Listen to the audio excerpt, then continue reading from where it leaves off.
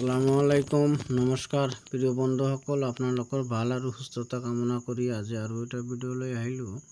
তো আজিৰ ভিডিঅ'টো হ'ল মোৰ এজন বন্ধুৱে জাতিলাও খেতি কৰিছে। তো তাকে ভিডিঅ' বনাবলৈ আহিছিলোঁ, কিন্তু হঠাৎ বৰষুণ অহাত আৰু বন্ধুজনে ঘৰত নথকাৰ কাৰণে ভিডিঅ'টো সম্পূৰ্ণভাৱে দিব নোৱাৰিলোঁ। তো বন্ধুজন ঘৰত থাকিলে মই তাৰ পৰা শুনিলোহেঁতেন যে কেনেকৈ লাও গছ লগাইছে আৰু কি কি সাৰ প্ৰয়োগ কৰিছে, কোন কোন সময় সাৰ প্ৰয়োগ কৰিব লাগে, গোটেইখিনি কথা ময়ো জানিলোহেঁতেন আৰু আপোনালোককো জনালোহেঁতেন। তো ময়ো দুখিত যেহেতু বন্ধুজনক ঘৰত নাপালোঁ। তথাপি মই লাও খেতিখিনি ঘূৰি চালোঁ। ইমানখিনি লাও আহিছে, মই গুণি শেষ কৰিব নোৱাৰিলোঁ, ইমান লাও আহিছে। তো এটা কথা ভবা যায় যে কৃষি কৰিলে যে আমি যথেষ্ট পৰিমাণে টকা উপাৰ্জন কৰিব পাৰিম, সেয়া কিন্তু চিৰসত্য কথা। এই কথাটো কোনেও নুই কৰিব নোৱাৰিম।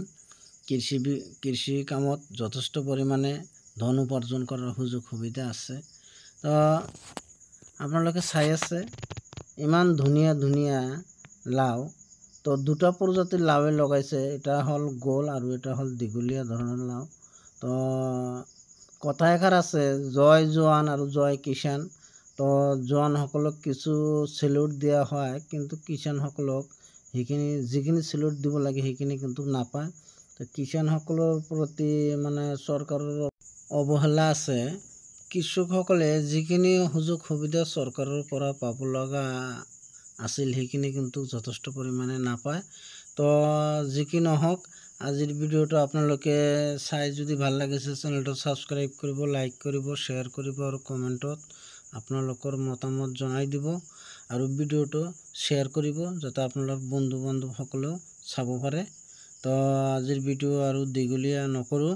তো আমি সকলোৱে যাতে কিষাণসকলক সন্মান কৰোঁ। তো কিষাণসকলে কিন্তু আমাৰ দেশৰ মূল বুলি ক'ব পাৰি। তো আজিৰ ভিডিঅ' এইখিনিয়েই, ধন্যবাদ।